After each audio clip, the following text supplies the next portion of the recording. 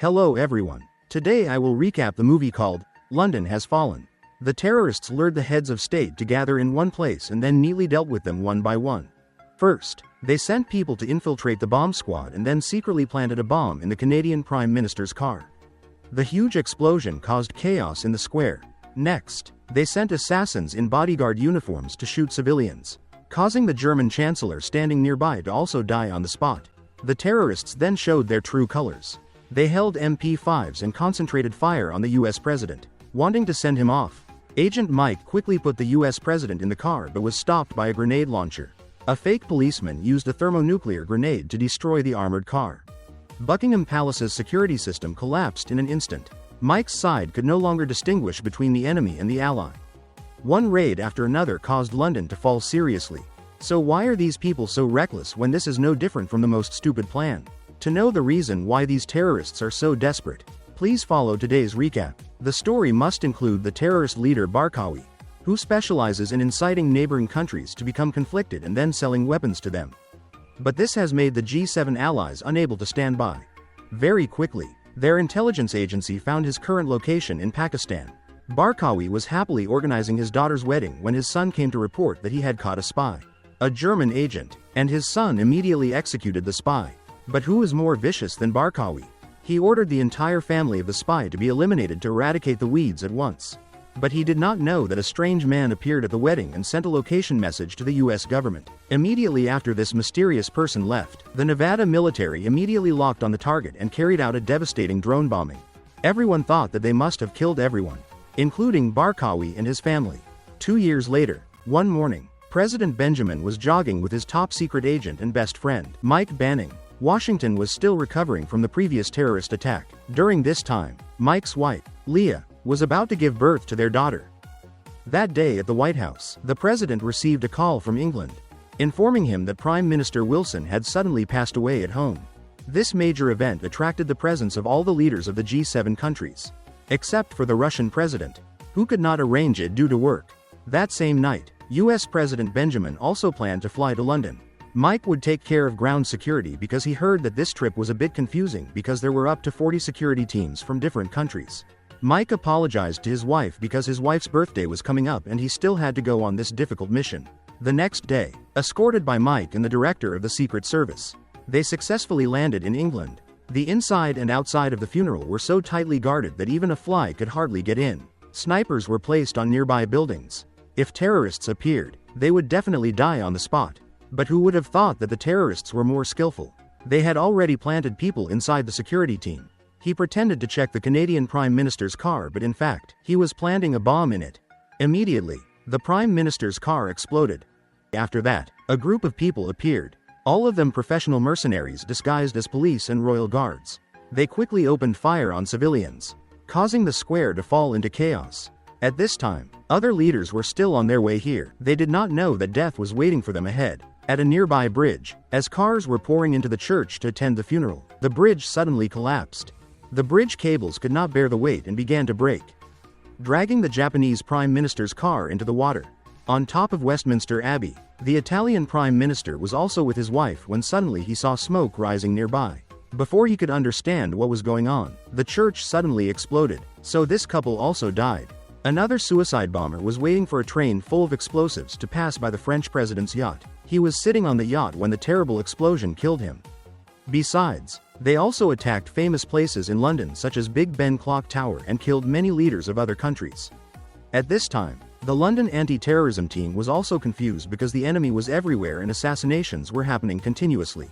The leader of the terrorists was none other than Cameron, Barkawi's son. Currently, only the US president was being cornered right in front of the church door. Mike quickly pulled Benjamin to hide in the church, but for some reason the church door was closed tightly. Mike had no choice but to turn the president around to leave. But the mercenaries following closely did not give him a chance to breathe. They dropped a corrosive grenade into the front of the armored car. Now the only escape route was destroyed. Mike had to fight fiercely against the terrorists. This group was strong and numerous, making Mike's hands tired from shooting but still unable to finish. Mike immediately called the Rapid Response Support Team for support. They continued to get on another car to take the president and the director of the Secret Service away. However, It was still a long time before the terrorists gave up on them. They immediately drove the police car to chase. The car was continuously shot directly at, making the bulletproof glass almost unable to withstand it anymore. Mike played dirty and forced the police car to successfully lose them. But the motorbikes were much harder to lose. Mike braked suddenly, causing the guy behind to crash head-on into the back of the car and give him a headshot.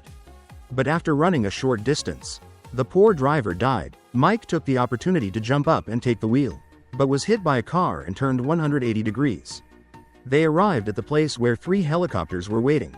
The president quickly ran into one of them and they started to leave. The television showed that London had fallen and the leader Barkawi had also started to plan B, thinking they had left hell. The security helicopter next to them was hit by a missile and crashed on the spot. It turned out that these guys were both evil and smart. They had almost predicted every situation that would happen, so they had people standing on all the roofs. They were equipped with Stinger anti-aircraft missiles. The other 2 immediately fled in their hail of bullets. Once again, they fired anti-aircraft missiles at the 2 helicopters. The pilot counterattacked with a cannon behind the helicopter. Although the jamming device was borne all over the sky, it could only hold out for a while. In the urgent situation, one of the 2 helicopters sacrificed itself to save the Marine that the president was sitting on. However, in the end, they still could not escape from the hands of the bandits. An anti-aircraft missile flew straight into the helicopter and the helicopter was hit by bullets and swayed in the air. Mike quickly opened the life buoy to make sure that everyone would not be crushed to pieces. Then the helicopter fell straight to the ground. Through the screen, the vice president and the officials had a heart attack. Falling from such a high place would certainly kill them, but somehow Benjamin and Mike miraculously escaped. However, Jacobs was unfortunately seriously injured and died on the spot. The 2 people, Mike and the president, could only quickly run away because a group of motorbikes had come to chase them. On the other side, the hacker group that had survived the explosion was attacking London's power system. Immediately the whole of London fell into a state of power outage. The hackers then blew up the signal tower with just a tap on the phone. On this side, the 2 walked through an empty subway tunnel. Mike quickly took down a police officer to get his gun. The president thought he killed an innocent person. Mike proved to the president that the other guy was a mercenary because he had more bullets than the elite army. No agent would use an AK-47, even grenades. He told the president that from now on, anyone wearing a police uniform would be a terrorist. The 2 were forced to go down to the subway, which was currently without power, to hide. Here, both of them had to be on high alert every second. Mike threw a smoke grenade and dealt with the terrorists who were chasing them. At this time, the boss asked his brother about the situation down there. Mike even took the walkie-talkie and contacted Cameron that his brother was not in good health at the moment. The terrorist boss asked Mike to quickly hand over the president. Otherwise, if they caught him, they would broadcast live for the whole world to see how the US president would die. But Mike responded by stabbing his brother so that Cameron could hear the painful screams of his subordinates. Both of them ran through the tunnel.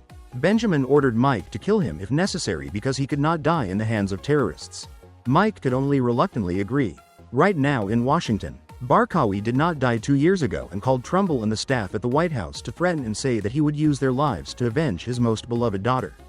The death of the British Prime Minister was not simple but was intentionally killed by a poison found in his body. At the same time, the doctor's body was also disposed of. So the purpose of this trip was only to gather all the leaders in one place to easily kill them all. The entire city of London was now locked down. Everyone was scared and stayed at home. Mike and the president had reached the safe house and met Agent Jax of the MI6 Secret Intelligence Agency. She had also just received a message from the US Vice President about Barkawi's revenge. At the same time, Trumbull also received a message from Mike. Through it, they learned that Mike and the president were at the MI6 safe house and a Delta Force team had been sent there to pick them up. At this time, through the security camera on the computer screen, they saw a group of people being mobilized here to support. However, with his sharp intuition, Mike suspected that these people did not look like a rescue team at all. Moreover, these people did not sweat even though they were wearing military uniforms weighing more than 40 pounds. At this time, they knew that the terrorists had eavesdropped on the communication. This showed that there was a terrorist spy inside them. Mike told Jax to hide because the purpose of their coming here was not to capture her and he asked her to find the spy. He told the president to hide in a place and hand over his weapons so he could defend himself. Mike rushed out alone and shot these terrorists like porcupines. With just a dagger, he continuously defeated the terrorists pretending to be a rescue team. While Mike was fighting, he was discovered by a gunman. Suddenly, a gunshot rang out. It turned out that the president had come to support him. The two quickly ran down to the garage and drove away in a car. Other terrorists were also trying to ambush the two. On the way, Mike knew it was dangerous but couldn't stop.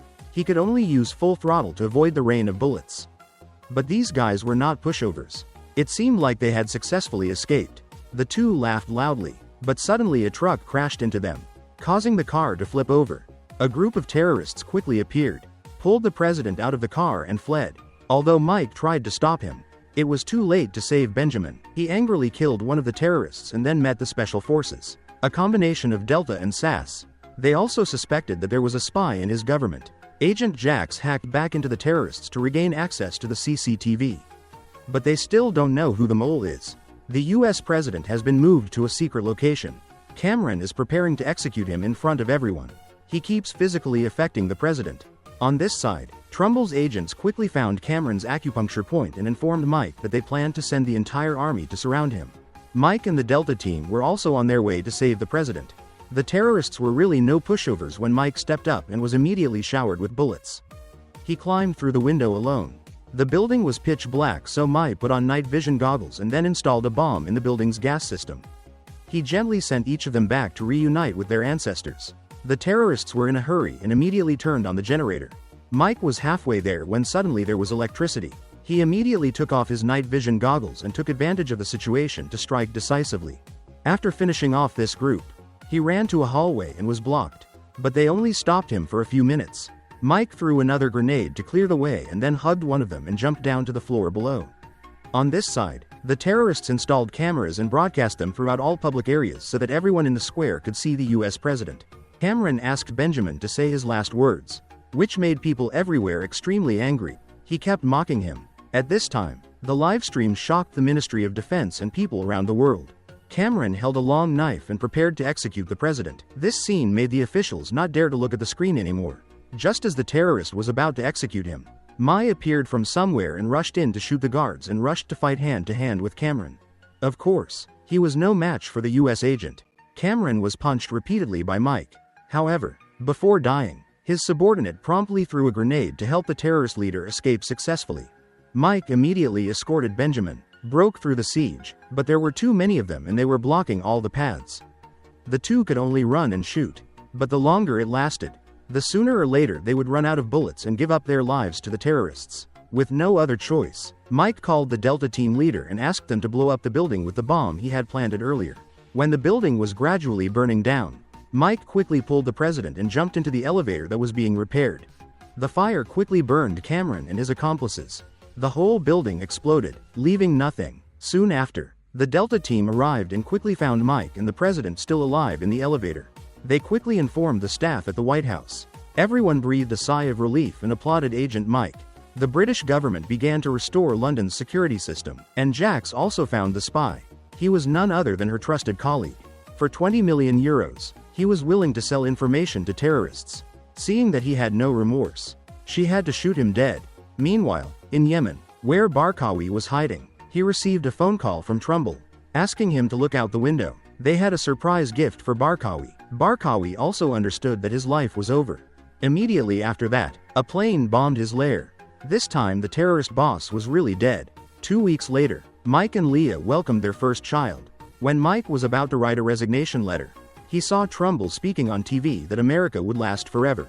Mike was convinced by this and decided to cancel his resignation letter and decided to continue serving the country. The movie ended here. If you enjoyed the video and would love to see more from this channel, please give a like and a subscribe. Thanks for watching.